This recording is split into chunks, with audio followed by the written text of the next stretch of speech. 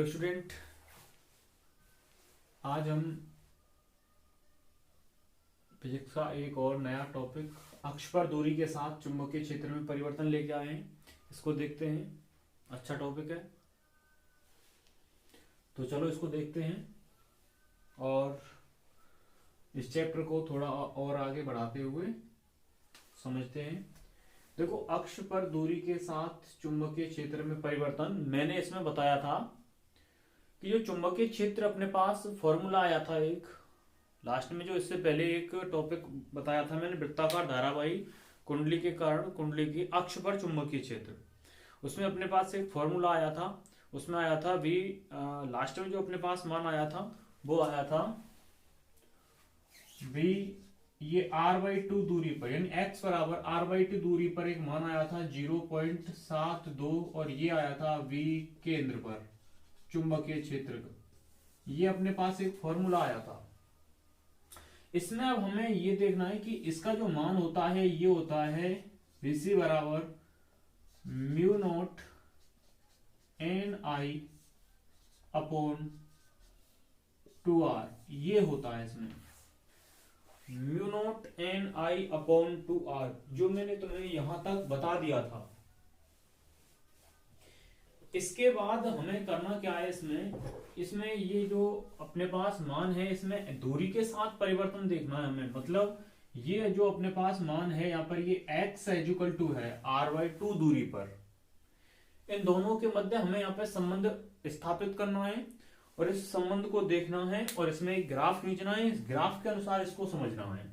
यहां तक मैंने आपको बता दिया है, तो इस टॉपिक को आगे देखते हैं।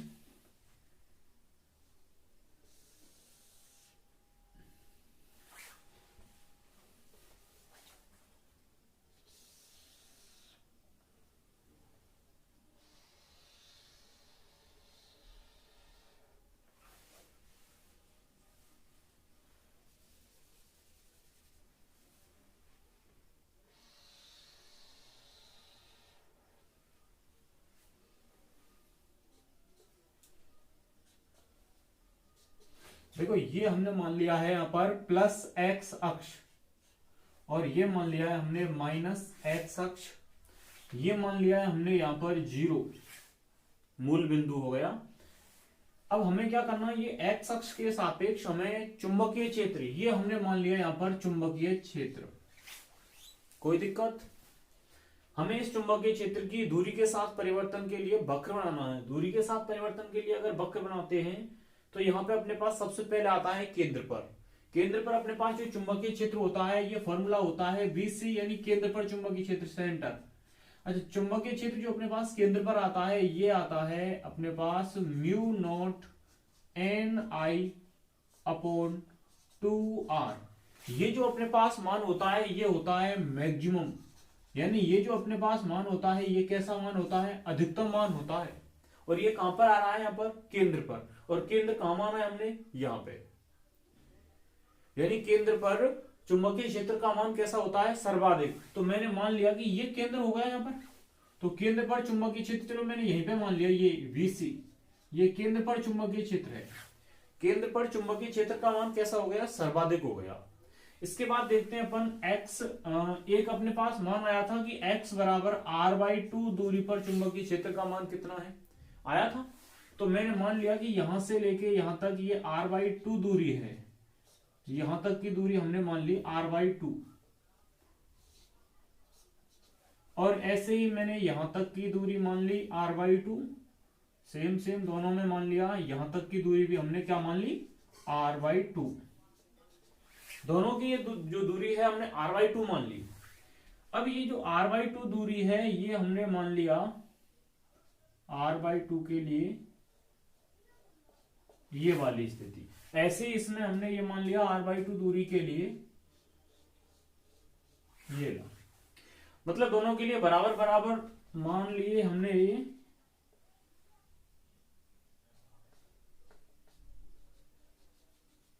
दोनों के लिए बराबर बराबर मान लिए। अब इसमें हमें ये देखना है कि दूरी के साथ ये वक्र कैसे आता है यहाँ पर। और एक स्थिति में अपन देखते हैं कि फॉर्मूले में अपने पास एक मान आया था, यदि अपन x का मान बढ़ाते जाते हैं, x अपने पास कहां पे आया था, नीचे आया था। फॉर्मूला अपन देख लेते हैं इसको। फॉर्मूला अपने पास आया था, लास्ट में जो फॉर्मूला था वो आया था mu naught N I R square upon 2 R square plus X square. देखो x का मान हमने लास्ट में स्थापित किया था और उसको हमने चेंज किया था। मैं फॉर्मूले को ही लिख देता हूं। अपने पास फॉर्मूला आया था mu naught N I R square upon 2 R square plus X square की पावर 3/2। ये अपने पास फॉर्मूला आया था यहाँ पर कि v बराबर mu naught N I R square plus 2 X square plus R square की पावर 3/2। ये अपने पास फॉर्मूला आया था। अब इसमें अगर देखते हैं तो इन दोनों के लिए अगर वक्र देखना है हमें, देखो दूरी के साथ हमें चुंबकीय क्षेत्र के मध्य वक्र देखना है। तो इसको अगर हमें वक्र को देखना है तो हमें क्या करना है कि इस r का मान हमें नगण्य मानना है कि R square less than X square. क्योंकि अपने पास हमने जो कुंडली मानी थी वो बहुत छोटी मानी थी और यहां से इसकी जो दूरी थी वो कैसी थी, अधिक थी। और ये त्रिज्या कैसी है, यहाँ पर बहुत छोटी है। जो त्रिज्या है वो इस दूरी के सापेक्ष हमें क्या माननी है, नगण्य माननी है। और इसको नगण्य मानकर छोड़ देना है। मतलब r हमने यहाँ पे क्या कर दिया, खत्म। बचा क्या अपने पास, एक्स स्क्वायर की पावर कितनी है, 3/2। 2 से 2 कैंसिल, तो x की पावर बचेगा यहाँ पर 3। मतलब अपने पास जो मान आएगा ये आएगा mu naught N I R square, ये खत्म हो गया, mu naught N I R square upon ये हो गया 2x की पावर क्यूब। अब यहां से हमें क्या करना है, इन दोनों के मध्य यहाँ पर संबंध देखना है। तो ये दूरी के घन की कैसी हो गई, व्युत्क्रमानुपाती हो गया। तो व्युत्क्रमानुपाती के लिए वक्र कैसा आता है, परवलयाकार। तो इसके लिए हमें क्या बनाना है, यहाँ पर परवलयाकार वक्र बनाना है।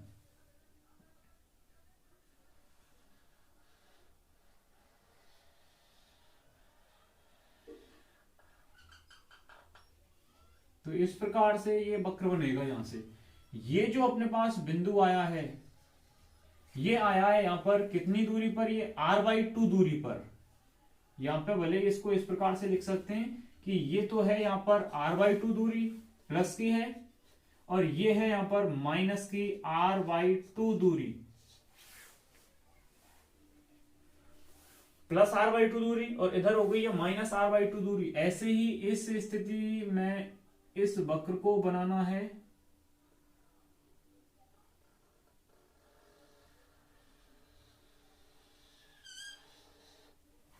ये जो अपने पास वक्र आए हैं,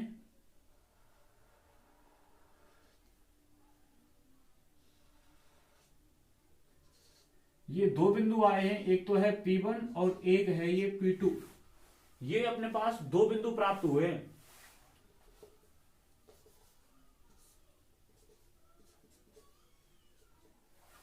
ये अपने पास दो बिंदु प्राप्त हुए हैं। मतलब सबसे अधिक यहां पे इसको VC का मान कैसा है, यहां पर सर्वाधिक है। ये VC कैसा है, यहां पर सर्वाधिक। मतलब केंद्र पर चुंबकीय क्षेत्र का मान सबसे अधिक होता है। लेकिन जैसे जैसे दूरी बढ़ती जाती है, जैसे जैसे दूरी बढ़ती जाती है, चुंबकीय क्षेत्र का मान यहाँ पर क्या होता जाता है। अगर दूरी बढ़ेगी तो चुंबकीय क्षेत्र घटेगा, चुंबकीय क्षेत्र घटेगा कि नहीं, क्योंकि अपने पास अभी एक फॉर्मूला आया था V समानुपाती x की पावर क्यूब। अगर अपन दूरी बढ़ाते हैं तो चुंबकीय क्षेत्र के मान में क्या होगा, कमी होगी। अच्छा, यहां पे यदि x का मान इंफिनिटी कर दें, अगर x का मान अनंत कर दें तो अनंत का मतलब क्या हो जाएगा, 1/0। और इसका क्या करना है हमें, घन। तो 0 कहां गया, ऊपर। तो ये b का मान क्या आएगा फिर इसमें, 0। मतलब यदि x का मान अनंत रख दिया जाए, इसको देख लो, ये जो रेखा है ये कहां पे मिलेगी, जो वक्र है ये अनंत पर जाके मिलेगा। तो जब अनंत पर जाके मिलेगा तो चुंबकीय क्षेत्र का मान क्या माना जाएगा फिर, यहाँ पर अनंत माना जाएगा, सॉरी शून्य माना जाएगा। क्योंकि देखो अगर यहां से अपन x का मान अनंत रख दें, अनंत का मतलब 1/0, अगर इसका हमें घन करें तो इसका घन करेंगे तो क्या हो जाएगा, 0। तो v का मान क्या आएगा, शून्य प्राप्त होगा। इसका मतलब अनंत पर चुंबकीय क्षेत्र का मान क्या होगा, शून्य होगा। अनंत पर चुंबकीय क्षेत्र का मान क्या होगा, शून्य। तो मैं इसको यहां पे लिख देता हूं कि केंद्र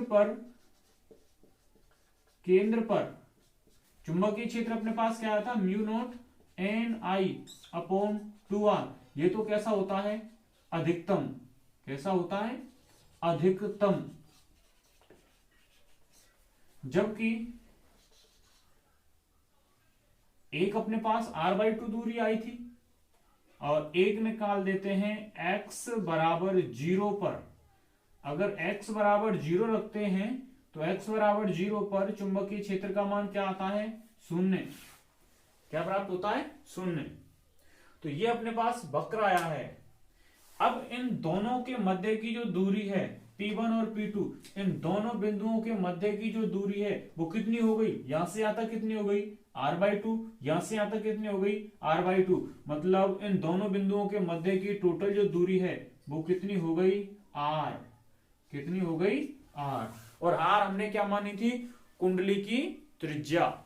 मतलब P1 और P2 दोनों बिंदुओं के मध्य की जो दूरी है वो उस कुंडली की त्रिज्या के बराबर हो गई। हमने जो कुंडली मानी थी ये, और इस कुंडली का ये हमने केंद्र माना था, तो ये इसमें त्रिज्या मानी थी हमने r, ये इसमें r निकल के आई है। दोनों P1 और P2 के मध्य की जो दूरी है वो निकल के आई है इसमें। ठीक है बच्चों, तो इसको और लिखना क्या है इसमें, इसको और देख लेते हैं। इसमें हमें लिखना है किस किस के मध्य वक्र है ये तो है चुंबकीय क्षेत्र। किसके लिए निकाल रहे हैं चुंबकीय क्षेत्र? हम निकाल रहे हैं वृत्ताकार धारावाही कुंडली के कारण अक्ष पर चुंबकीय क्षेत्र का जो मान है वो इस दूरी के साथ परिवर्तित होता है। तो दूरी के साथ परिवर्तन के लिए हमें एक वक्र बनाना है। तो इसमें लिखेंगे वृत्ताकार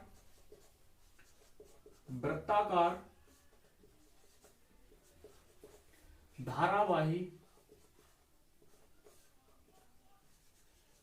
कुंडली के कारण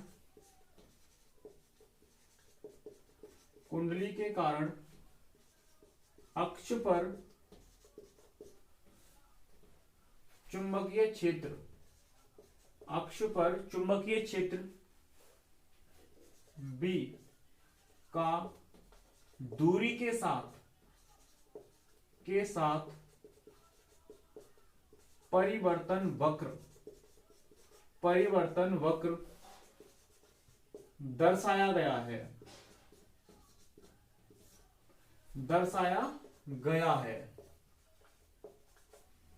परिवर्तन वक्र दर्शाया गया है।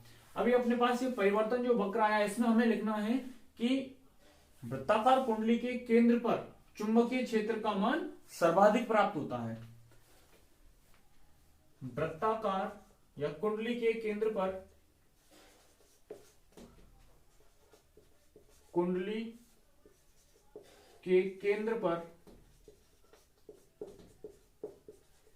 चुंबकीय क्षेत्र अधिकतम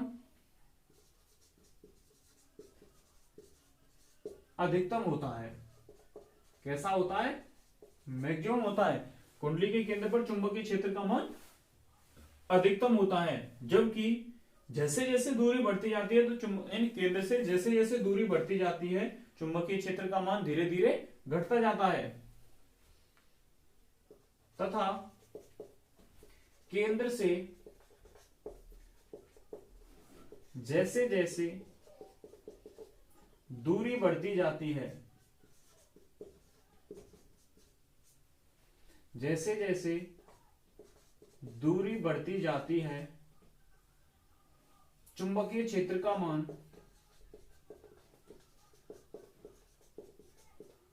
घटता जाता है। चुंबकीय क्षेत्र का मान घटता जाता है। बच्चों ये समझ में आया घट क्यों रहा है? क्योंकि हमने एक स्थिति में तुम्हें फॉर्मूला बताया था और उसमें आया था V समानुपाती x3। अगर इनमें देखें तो यहाँ पे इसको देखते हैं जो अपने पास दूरी के साथ है, इन दोनों में वक्र अगर देखें तो जो ये जो अपने पास मान है यहाँ पे ये दूरी के साथ में क्या दे रखी है, नहीं मतलब दूरी दे रखी है, केंद्र से दूरी इधर और केंद्र से दूरी इधर। तो ये क्या है यहाँ पर दूरी, यानी चुंबकीय जो क्षेत्र है ये दूरी के घन के व्युत्क्रमानुपाती है। ठीक है ना? अगर अपन दूरी बढ़ाएंगे तो चुंबकीय क्षेत्र सीधी सी बात है घटेगा, व्युत्क्रमानुपाती है। ठीक, तो ऐसी स्थिति में हमने यहाँ पे लिख दिया है कि केंद्र से जैसे जैसे दूरी बढ़ती जाती है चुंबकीय क्षेत्र का मान घटता जाता है। आगे बात समझ में। अगर यहां पर अपन देखें अनंत पर, जो मैंने यहां पे लिखा है, अच्छा एक मिनट, इसमें ये थोड़ा सा, इसमें ये गलती हो गई है कि x बराबर अनंत पर, x बराबर इन्फिनिटी पर चुंबकीय क्षेत्र क्या हो जाएगा, शून्य हो जाएगा। तो यहां पे लिख देंगे अतः x बराबर इन्फिनिटी पर चुंबकीय क्षेत्र का मान b बराबर क्या होगा, शून्य होगा। चुंबकीय क्षेत्र का मान शून्य होगा। चुंबकीय क्षेत्र का मान क्या होगा, शून्य हो जाएगा। यानी अगर x बराबर अनंत लेते हैं तो x बराबर अनंत पर चुंबकीय क्षेत्र का मान क्या हो जाएगा, शून्य हो जाएगा। इसके आगे इसमें लिखना है कि x बराबर, देखो P1 और P2 जो अपने पास दो बिंदु आए हैं, तो x बराबर प्लस माइनस r/2 दूरी पर अगर देखते हैं तो अपने पास जो वक्र आ रहा है वो रैखिक रूप से क्या होता है, परिवर्तित होता है। रैखिक रूप से परिवर्तित होता है। उन दोनों बिंदुओं पर चुंबकीय, इन दोनों बिंदुओं पर वक्रता क्या हो जाती है, शून्य हो जाती है। क्या हो जाती है, दोनों बिंदुओं पर वक्रता शून्य हो जाती है। देखो यहां से एक साथ वक्रता यहां से बढ़ती है और यहां से वक्रता एक साथ इस प्रकार से बढ़ रही है। मतलब यहां तक वक्रता क्या हो रही है, इस प्रकार से, यानी मतलब सीधी रेखा प्राप्त हो रही है। यहां पर ये ढाल आ रहा है इसमें सीधा, और ऐसे इसमें ये ढाल आ रहा है। मतलब ये जो अपने पास है ये इस प्रकार से ढाल आ रहा है इन दोनों में यहां तक। ठीक है, तो यहां पे लिख देंगे कि x बराबर प्लस माइनस r/2 पर, x बराबर प्लस माइनस r/2, दोनों बिंदु P1 और P2, अर्थात वक्र के P1 व P2 बिंदु पर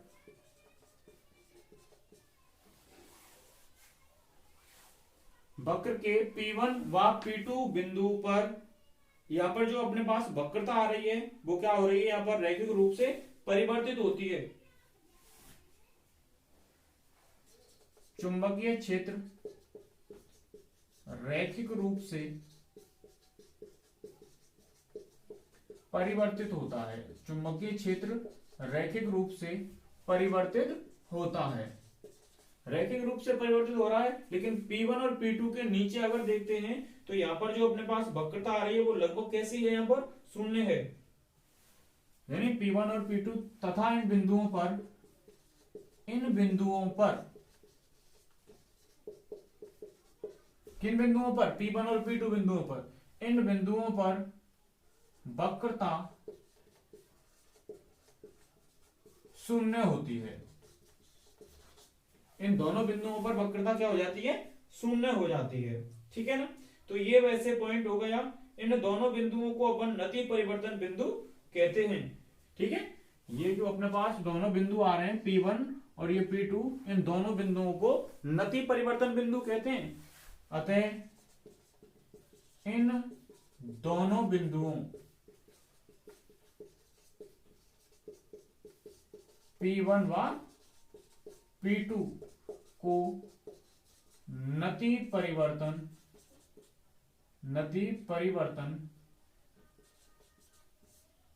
बिंदु कहते हैं।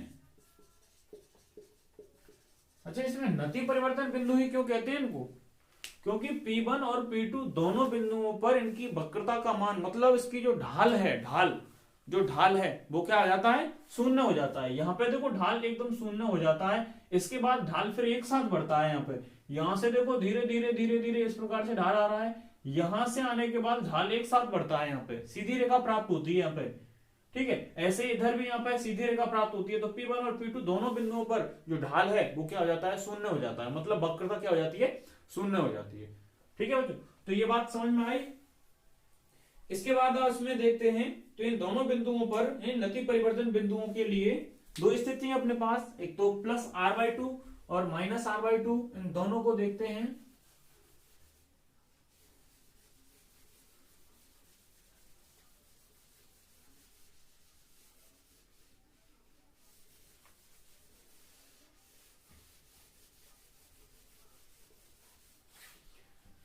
तो देखते हैं इसमें, अतः नति परिवर्तन बिंदुओं के लिए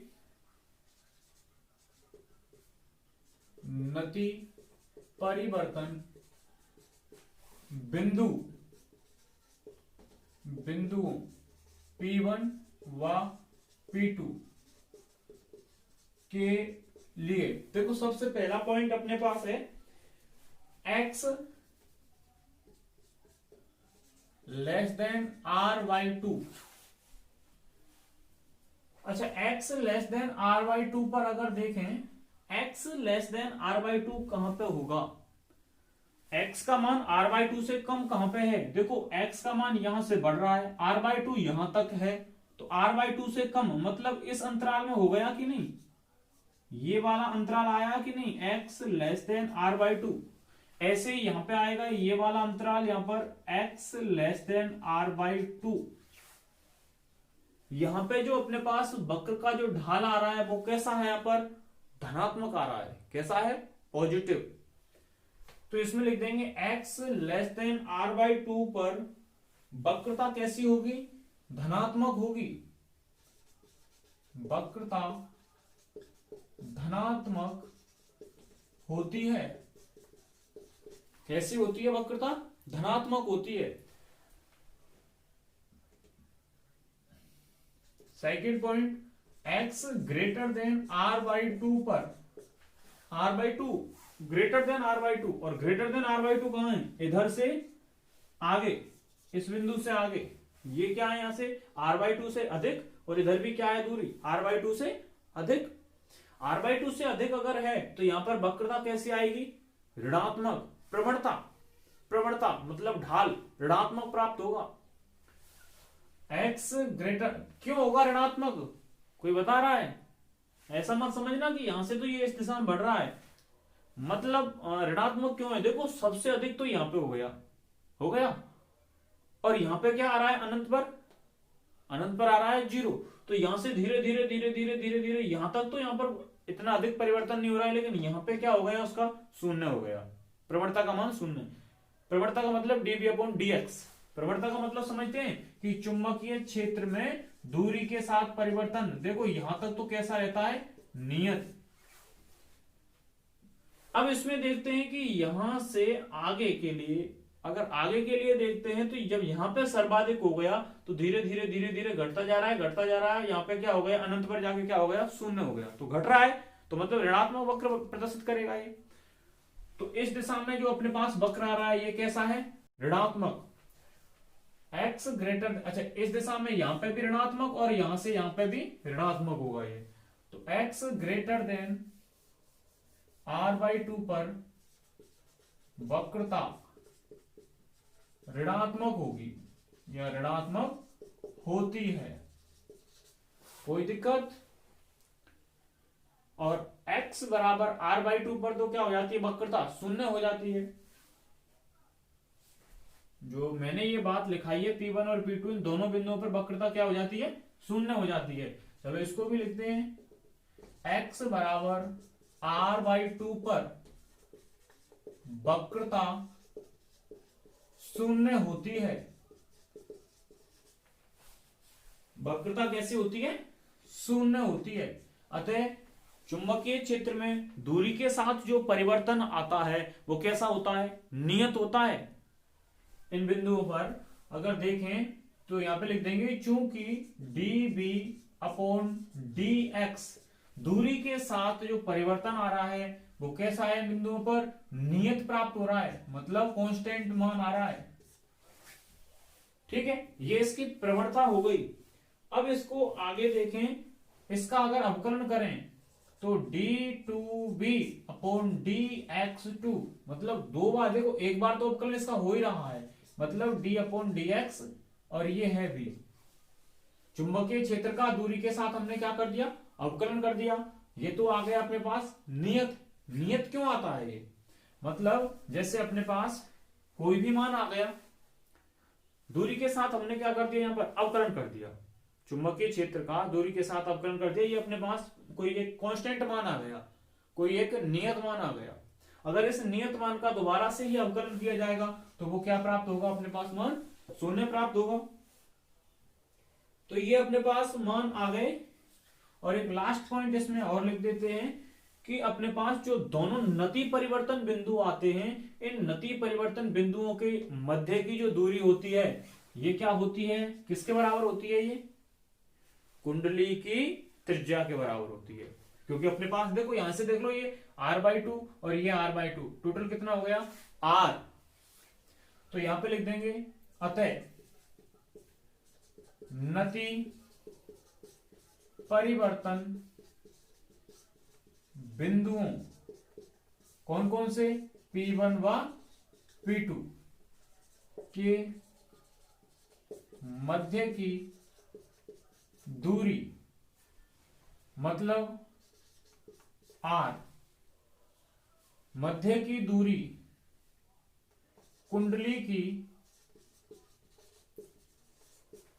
त्रिज्या के बराबर होती है।